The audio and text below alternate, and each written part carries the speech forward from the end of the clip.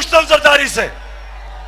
हाँ, मैं अगले दिन बेबी बिलावल की तकरीर सुन रहा था।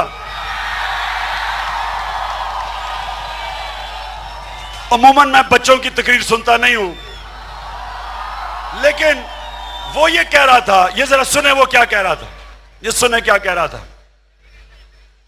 बेबी बिलावल कह रहा था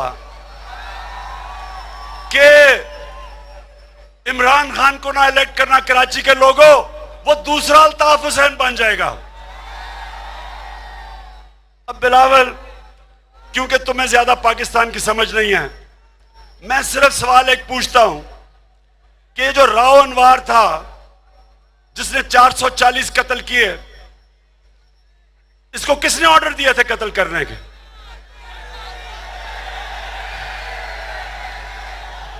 उधर 1997 और 98 में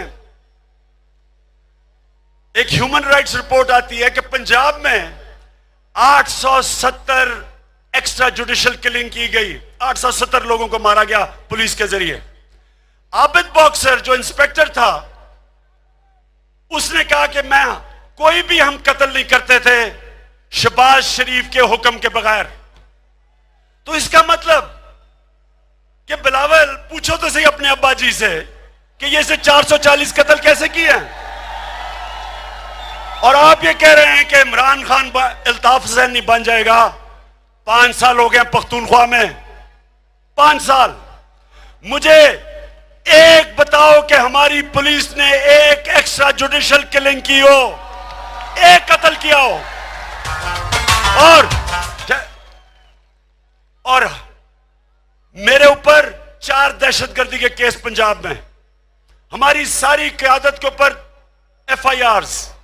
यहां सिंध में जो खड़ा होता है आसिफ जरदारी की मुखालफत करता है, उसके ऊपर केस हो जाते हैं, FIR कट जाती है। मैं बिलावल बेटा, जरा पख्तूनख्वा में चेक करो कि कितनी मुखालफीन के खिलाफ FIR कटवाई है हमने। एक भी बता दो अगर हमने कटवाई है। क्योंकि प्रोफेशनल पुलिस है, क्योंकि वो पुलिस कानून के मुताबिक चलती है, हमारी नौकर नहीं है। वो एक आजाद पुलिस है, वो एक प्रोफेशनल पुलिस है।